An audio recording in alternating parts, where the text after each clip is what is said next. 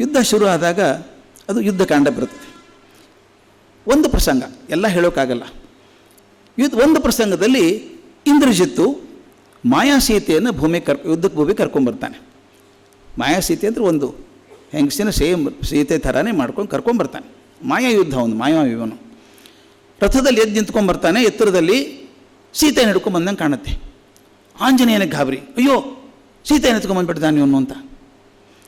ಅವನೇನು ಮಾಡ್ತಾನೆ, ಮೇಲೆ ನಿಂತ್ಕೊಂಡು ಆ ಮಾಯಾ ಸೀತೆಗೆ ಹೊಡಿತಾನೆ. ಖಡ್ಗದಿಂದ ರಕ್ತ ಸೋರ್ತಾ ಇರ್ತದೆ. ಅಯ್ಯೋ ರಾಮ ಪಾರು ಮಾಡು ಅಂತ ಕೇಳ್ಕೊತಿರ್ತಾಳಕ್ಕೆ. ಕೊನೆಗೆ ಒಂದು ಕ್ಷಣ ಎಲ್ಲರೂ ನೋಡ್ತಿರ್ಬೇಕಾದ್ರೆ ಗಾಬರಿ ಆಗಿದ್ದಾರೆ. ಖಡ್ಗದಿಂದ ಕತ್ತರಿಸಿ ಹಾಕಿ ಬೀಳಿಸ್ಬಿಡ್ತಾನೆ, ಹೋಗಿಸ್ಬಿಡ್ತಾನೆ.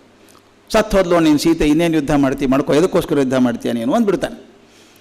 ಆಂಜನೇಯ ಕೂಡ ನಂಬಿಬಿಡ್ತಾನೆ ಅದನ್ನು.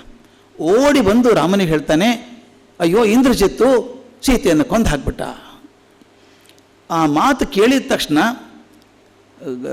ಕರೆದ್ರೆ ಹೇಗೆ ಬಾಳೆ ದಿಂಡು ಬಿದ್ದು ಹೋಗುತ್ತೋ ಹಾಗೆ ರಾಮ ಕೆಳಗೆ ಬಿದ್ದು ನಿಶ್ಚೇಷ್ಟಿತನಾಗಿ ಬಿದ್ದ, ಎಚ್ಚರ ತಪ್ಪಿ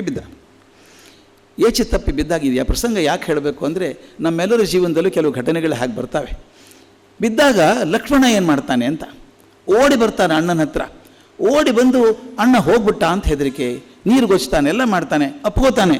ಏನು ಹೇಳ್ತಾನೆ ಗೊತ್ತಾ? ಆ ಮಾತೆಷ್ಟು ಚಂದ. ಶುಭೇ ವರ್ತಿನಿ ತಿಷ್ಠಂತಂ ತ್ವಾಮಾರ್ಯ ವಿಜಿತೇಂದ್ರಿಯಂ ಅನರ್ಥೇಭ್ಯೋ ನ ಶಕ್ನೋತಿ ತ್ರಾತುಂ ಧರ್ಮೋ ನಿರರ್ಥಕ. ಮಾತು, ಅಣ್ಣ ಜಿತೇಂದ್ರಿಯನಾಗಿ ಸದಾಚಾರದಲ್ಲೇ ಇರಬೇಕು ಅಂತ ಅಪೇಕ್ಷೆ ಪಟ್ಟವನು ನೀನು. ಏನಾಯ್ತು ನೋಡಿ ನೀನು ಹಣೆ ಬರ.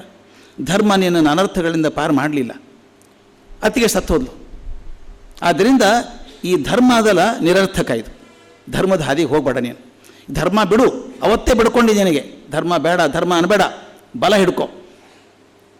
ಎಷ್ಟು ಚಂದ ಸಮಾನಾಂತರಕ್ಕೆ ಹೋಗ್ತದೆ ಅಂದರೆ, ಮಹಾಭಾರತದಲ್ಲಿ ಒಂದು ಮಾತು ಬರ್ತದೆ. ಪರೀಕ್ಷೆ ಆಗ್ತಾ ಇರ್ತದೆ, ಈ ಹುಡುಗರದಿಬ್ಬರದು ದ್ರೋಣರು ಕಲಿಸಿರ್ತಾರೆ, ಕೌರವರು ಪಾಂಡವರು ಶಕ್ತಿ ಪ್ರದರ್ಶನ ಆಗ್ತಾ ಇರುತ್ತೆ. ಅರ್ಜುನ ಬಾಣ ಬಿಡ್ತಾನೆ. ಅವನು ತಕ್ಕ ಬಾಣ ಬಿಡೋರು ಕೌರವ್ರ ಕಡೆ ಯಾರೂ ಇಲ್ಲ. ಅವಾಗ ಕರ್ಣ ಬರ್ತಾನೆ, ಬಾಣ ಬಿಡ್ತಾನೆ. ಬಂದಾಗ ಅಡ್ಡಿಯಿಲ್ಲಪ್ಪ, ನಮ್ಮ ಕಡೆ ದುರ್ಯೋಧನ ಸ್ವಾರ್ಥ ಭಾವ, ಇಂಥವು ನಮ್ಮ ಕಡೆ ಇದ್ದರೆ ಚೆನ್ನಾಗಿರುತ್ತೆ ಅಂತ ಹೋದಾಗ ಬಾ ಅಂತಾನೆ. ಆಗ ಕರ್ಣ ಒಂದು ಮಾತು ಹೇಳ್ತಾನೆ, ಧರ್ಮ ಬಲವನ್ನು ಹಿಂಬಾಲಿಸಿ ಬರ್ತದೆ. ಈ ಮಾತನ್ನು ಗಮನಿಸ್ಬೇಕು ಸ್ನೇಹಿತರೆ. ಬಲ ಯಾವಾಗಲೂ ಧರ್ಮಕ್ಕೆ ಅನುಯಾಯಿಯಾಗಿರಬೇಕು. ಬಲ ಧರ್ಮವನ್ನು ರಕ್ಷಿಸಬೇಕು. ಆದರೆ ಅವ ಹೇಳೋದು ಬಲವನ್ನು ಹಿಂಬಾಲಿಸಿ ಧರ್ಮ ಬರ್ತದೆ. ಎಲ್ಲಿ ಬಲ ಇದೆಯೋ ಅಲ್ಲಿ ಧರ್ಮ ಇದೆ ಅಂತಾನೆ. ತಕ್ಷಣ ವೇದವ್ಯಾಸರು ಭರತ ವಾಕ್ಯ ಹೇಳಿಬಿಡ್ತಾರೆ, ಮುಗಿತು ಹಣೆ ಬಾರ ಒಂದು ಕರ್ಣಂದಿಷ್ಟೇ. ಎಲ್ಲಿವರೆಗೂ ಧರ್ಮಕ್ಕೆ ರಕ್ಷಣೆಯಾಗಿ ಬಲ ನಿಲ್ಲಲ್ವೋ, ಬಲದ ಹಿಂದೆ ಧರ್ಮ ಓಡುತ್ತೋ, ಅಲ್ಲಿ ಉದ್ಧಾರ ಆಗೋಕ್ಕೆ ಸಾಧ್ಯ ಇಲ್ಲ. ಇದೇ ಮಾತನ್ನು ಇವನು ಹೇಳ್ತಾನೆ, ಧರ್ಮ ಬಿಟ್ಬಿಡು ನೀನು, ಬಲಕ್ಕೆ ಕನ್ವರ್ಸು ಅಂತ ಹೇಳ್ತಾನೆ. ಇಷ್ಟಲ್ಲದೆ ಇನ್ನೂ ಉಪದೇಶ ಮಾಡ್ತಾನೆ. ಅವನಿಗೆ ಭಾಳ ಕೋಪ ಬಂದಿದೆ ಅವನಿಗೆ. ಯಸ್ಯಾರ್ಥಾರ್ಥ ತಸ್ಯ ಮಿತ್ರಾಣಿ ಯಥಾರ್ಥಾರ್ಥಸ್ಯ ಬಾಂಧವ ಯಸ್ಯಾರ್ಥಾಚ ಪುಮಾನ್ ಲೋಕೆ ಯಸ್ಯಾರ್ಥಾಚ ಪಂಡಿತಃ ಯಸ್ಯಾರ್ಥಾಚ ವಿಕ್ರಾಂತೋ ಯಸ್ಯಾರ್ಥಾಚ ಬುದ್ಧಿಮಾನ್ ಯಸ್ಯಾರ್ಥಾಚ ಮಹಾಭಾಗೋ ಯಸ್ಯಾರ್ಥಾಚ ಗುಣಾಧಿಕ. ಯಾರ ಕಡೆ ದುಡ್ಡಿದೆಯೋ ಅವರಿಗೆ ಸ್ನೇಹಿತರು, ದುಡ್ಡಿದ್ದವರಿಗೆ ಬಾಂಧವರು. ಯಾರ ಹತ್ರ ಧನ ಇದೆಯೋ ಅವರೇ ಪರಮಶೂರರು, ಪಂಡಿತರು, ಬುದ್ಧಿವಂತರು, ಗುಣವಂತರು. ಆದ್ದರಿಂದ ದುಡ್ಡು ಬಿಟ್ಟು ನೀವು ಬೇರೆ ಕಡೆ ಹೋಗಬೇಡ ಅಂತಾನೆ. ಇದು ಇವತ್ತಿನ ಮಾತಾಯ್ತಲ್ಲ, ಅದು ಲಕ್ಷ್ಮಣ ಹೇಳೋ ಮಾತಲ್ಲ, ಆಗಿನ ಕಾಲದ ಮಾತಲ್ಲ ಇದು. ಅದು ಯಾಕೆ ಹಂಗಂದ? ಒಂದು ವಿಷಯ ತಿಳ್ಕೋಬೇಕು. ನಮ್ಮಲ್ಲಿ ಯಾವಾಗಲೂ ಎರಡಿರ್ತವೆ, ಸ್ಥಾಯಿ ಭಾವ, ಸಂಚಾರಿ ಭಾವ ಅಂತಿರ್ತದೆ. ಸ್ಥಾಯಿ ಭಾವ ಅಂದರೆ ಯಾವಾಗಲೂ ಇರುವಂಥ ಸ್ವಭಾವನೆ ಹಂಗೇರಿ, ಅವರು ಯಾವಾಗಲೂ ಹಂಗೇನೆ ಅವರು, ಅದು ಸ್ಥಾಯಿ ಭಾವ. ಸಂಚಾರಿ ಭಾವ ಅಂದರೆ ಒಂದು ಕ್ಷಣ ಬಂದು ಹೋಗುವಂಥದ್ದು. ಈ ನಮ್ಮ ಮನೆಗಳಲ್ಲಿ ಆಗುತ್ತೆ ಘಟನೆ. ಮಗು ಸರ್ರಂತ ರಸ್ತೆಗೆ ಹೋಗುತ್ತೆ, ಒಂದು ಕಾರ್ ಬಂದು ಬ್ರೇಕ್ ಹಾಕಿ ನಿಂತ್ಕೊಳ್ಳುತ್ತೆ, ಹಾಯ್ದೇ ಬಿಡಬೇಕು. ಅಮ್ಮನ ಎದೆ ಬಡ್ಕೊಂಡ್ಬಿಡುತ್ತೆ, ಅಯ್ಯಯ್ಯೋ ಹಾಯ್ದು ಬಿಡ್ತಿತ್ತಲ್ಲ ಕಾರು, ಎಳ್ಕೊಂಬಂದು ಟಪಟ ಸಾಯ್ತಿದ್ದಲ್ಲೋ ಅಂತ ಹೊಡಿತಾಳೆ.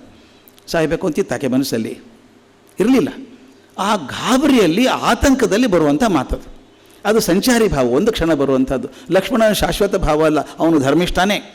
ಅಣ್ಣನಿಗೆ ಹೆಂಗಾಯ್ತಲ್ಲ, ಇಂಥ ಅಣ್ಣ, ಧರ್ಮದ ರೂಪವಾದಂಥ ಅಣ್ಣನಿಗೆ ಹೆಂಗೆ ಆಗಬೇಕಾದ್ರೆ ಧರ್ಮಕ್ಕೆ ಪ್ರಯೋಜನ ಇಲ್ಲ ಅಂತಾನೆ. ಮುಂದೆ ರಾಮ ಎದ್ದು ಕೂಡ್ತಾನೆ, ಇಂದ್ರ ಜೊತೆ ಯುದ್ಧ ಆಗ್ತದೆ. ಕೊನೆಗೆ ಅವನೇ ಬಂದು ಹೇಳ್ತಾನೆ, ಅಣ್ಣ ನಾನು ಕೋಪದಲ್ಲಿ ಏನೇನು ಹೇಳಿಬಿಟ್ಟೆ, ಕೊನೆಗೆ ಗೆಲ್ಲೋದು ಧರ್ಮನೇಪ್ಪ, ಬಲ ಅಲ್ಲ. ಅಂದರೆ ಲಕ್ಷ್ಮಣ ಹೇಳಿದ್ಕೆ ಈಗಿನ ಜನ ಏನು ಮಾಡ್ತಾರೆ ಗೊತ್ತಾ, ಅದನ್ನು ಕೋಟ್ ಮಾಡ್ತಾರೆ, ಲಕ್ಷ್ಮಣನೇ ಹಂಗೆ ಹೇಳಿದ್ದಾನಲ್ರಿ ನಮ್ಮದೇನು ಅಂತ. ಅದು ಲಕ್ಷ್ಮಣನು ಸಂಚಾರಿ ಭಾವ, ಅದು ಆ ಕ್ಷಣಕ್ಕೆ ಬಂದಂಥದ್ದು. ನಾ ಹೇಳ್ತೀವಿ ಏನು ಮಾಡ್ತೀವಿ, ಮಾಡ್ಕೊಂಡು ಹಾಳಾಗಿ ಹೋಗು ಅಂತೀವಿ. ಹಾಳಾಗಿ ಹೋಗ್ಬೇಕು ಅಂತಿತ್ತಾನೆ ಮನಸ್ಸಲ್ಲಿ, ಇಲ್ಲ, ಕೋಪದಲ್ಲೊಂದು ಮಾತು ಅಷ್ಟೇನೇ ಅದು, ಅದಿಲ್ಲ. ಹಾಗೆ ಲಕ್ಷ್ಮಣ ಹೇಳಿದ್ದನ್ನು ನಾನು ಯಾಕೆ ಹೇಳ್ತೀನಿ ಅಂದರೆ, ಮೊನ್ನೆ ಒಂದು ಆರ್ಟಿಕಲ್ ಬಂದಿದೆ ಇದರ ಮೇಲೆ. ಇವತ್ತಲ್ಲ ಅವತ್ತೇ ಹೇಳಿದಾನೆ ಲಕ್ಷ್ಮಣ, ಧರ್ಮದ ಹಾದಿ ಬಿಟ್ಬಿಡಿ, ಬಲದ ಹಾದಿ ಹಿಡೀರಿ ಅಂತ. ಅದು ಉಪದೇಶ ಹೆಂಗಿದೆ ನೋಡಿ, ಅನಾಹುತ ಅದು.